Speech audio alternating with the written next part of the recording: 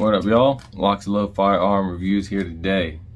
Alright guys, work's been hard, so I got this video for you guys. It's just a quick, easy, in the room, no range stuff, nothing extravagant. Like I said, I've been putting in 10, 12 hour days, almost on the daily now, Monday through Friday, doing heating and air conditioning in the state of Florida during summer. Being in those attics is no joke, and that's to have you worn out, especially just being outside all day too. So got this quick, simple video. Again, this is my opinion, nothing you really have to take to heart, but my thing is, what is the hype with all these rapid fire triggers coming out nowadays?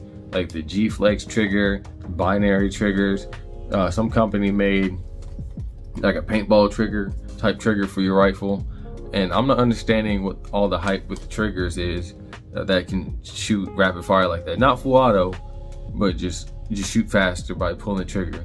To me as an instructor, that just speaks inaccuracy.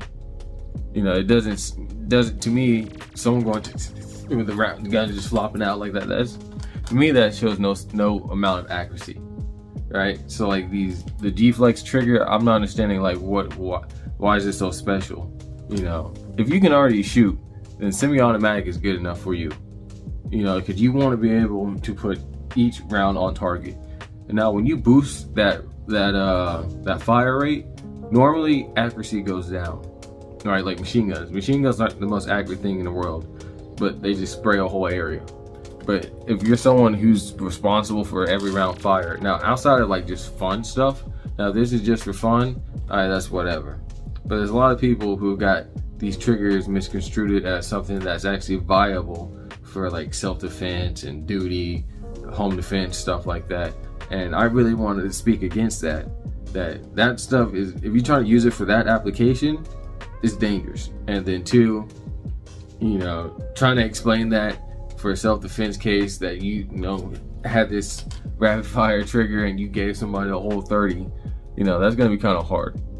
But in my eyes, mostly as an instructor, it doesn't build any positive fundamentals of handling a firearm or shooting a firearm.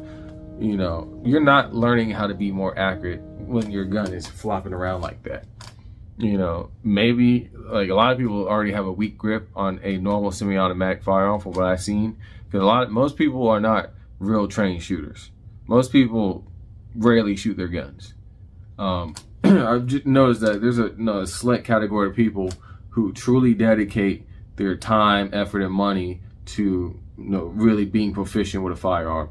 And there's a great deal of people who are owners of firearms. They just have the gun and they might take it out and shoot it every now and then, but they're rarely untrained for a real situation. And that's really the majority of people I see who are excited about these rapid fire triggers. A lot of the instructors and people who can actually really shoot and are proficient shooting, I don't really see them talking too much or getting so hyped about these rapid fire triggers. They're perfectly fine with their normal semi-automatics. But it's the large group of people over here that really think that these triggers is something that can supplement for their deficiencies with their firearm skills. So to them, being able to shoot a lot of rounds really quickly makes up for the fact that they don't train often, they're not proficient with their gun, they're not accurate, right? And so I see a lot of those people kind of talking about that, or really wanting to get these or actually getting these. And as an instructor, I don't like it. Again, it's my personal opinion. You don't have to listen. But I just think that this marketing ply that they're putting to people is really like just kind of a scam to get money. Because again, these triggers are not making your firearm reliable. If anything, they're making your firearm more unreliable, because you're putting in these foreign parts from different companies, whatnot, into your gun to make your gun do something it really wasn't intended to do. Now, putting like a switch on a Glock is a lot different. Now, I've shot full auto Glocks several times, and even with those, even though they're fun, but outside of fun, there's no real practical application to them. They're not very accurate. You're shooting all your rounds really quickly. Every time you tap the trigger, your gun rises up.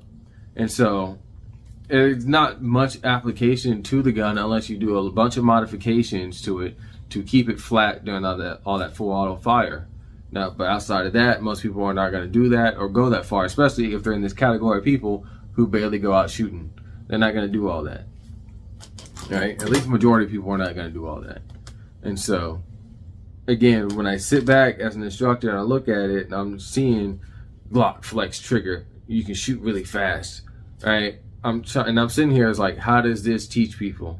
How do people become better shooters with a gun that really, you know, if you're trained like to really shoot one round at a time, follow your sights and everything, like how you do normally, with that G-flex trigger, your gun's doing this, you're not gonna be able to really pick up those sights like that.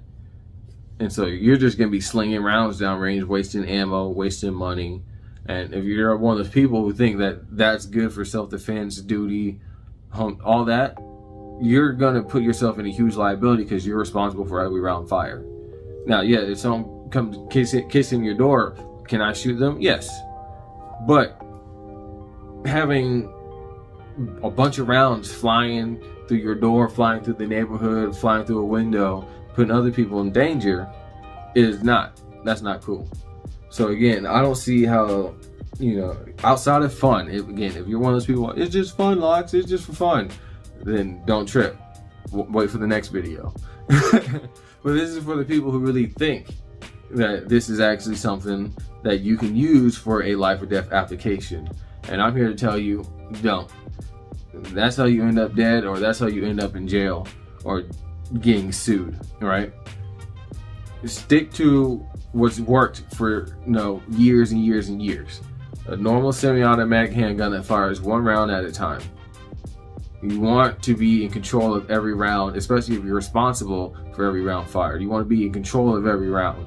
And sitting there just slinging rounds down range, you know, with no accuracy, with no type of fundamentals, is a huge liability and a risk to you and the public, right? Especially like the binary triggers. Even if you put them on a rifle, not just handguns, but the Glock flex triggers has been on the market, and I just see all these ads on Instagram and YouTube and shit, and I don't really care for it. You know, being able to shoot fast doesn't really help me if I'm gonna be more inaccurate. I'd rather be accurate than, you know, super fast, right? Because rounds on target is the only thing that matters at the end of the day. Sure, if you get a sub 1 second draw but you miss the target, it really doesn't mean shit, right? Especially, you know, you sub 1 second, you miss, but he like 1.3 and hits you, you know. So that's a dumb way to go.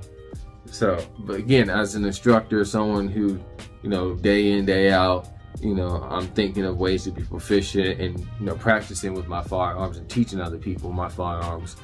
I just see that this huge marketing gimmick is mostly targeted towards these people who, again, who don't train, who don't know, but yet they have the money to buy these things, and they're marketing to these people, you know, with their favorite, you know, YouTuber or Instagram celebrity, showing them, oh, look, I can shoot fast, da da da da da. And now these people are like, oh, I need that. Thinking, all right, if someone run up on me, I'm just gonna rah, rah, rah. They're gonna do that, and then it's like, yeah, you shot the dude, or you probably missed him because you're gonna have like little or no accuracy, but you know, all your rounds went down and hit a school, or they hit somebody innocent down the road, or, you know, something, and now they're in this hot water because, you know, they just did not want to build, you know, solid positive fundamentals, which is down positive grip, you know, lock your arms out, use only the tip of your finger on the trigger, front sight, rear sight, and you slowly pull the trigger straight and back. You know, you don't want to curve, none of that, too much trigger finger. You want to bring it straight and back to the rear. Follow, like, let the recoil cycle happen, come back on target, and be ready for your next shot if you have to take it. That's positive fundamentals. Shooting super fast, less accuracy, that's negative fundamentals. And if someone's going to, you know, one of these people, again, who don't train already, and they start training on negative fundamentals, they're going to think that the negative fundamentals that they learn and they're doing is actually positive fundamentals, and it's, you know, the opposite.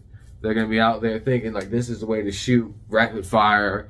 You know, they put logs on the canvas. All the logs fall off because they got like a drum mag and all 50 rounds. You know, they're just spraying, dirt flying, wood chips going everywhere. It's like the thrill of the scenery, the visual aesthetics of shooting a gun really fast, the muzzle flash, the noise, things flying, yada yada, shell casings going this way.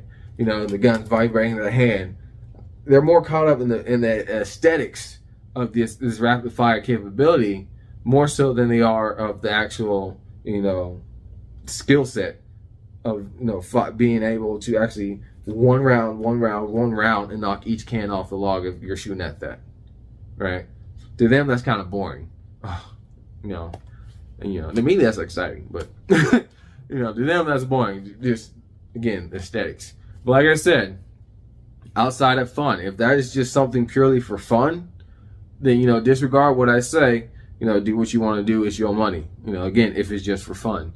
But if you're really thinking having a rapid fire capability, you know, outside of like full auto on your rifle or something, because now you have 3 points of contact and you're able to better control that recoil outside of a handgun. Full auto handguns, those things are hard to control unless you really, really practice on that.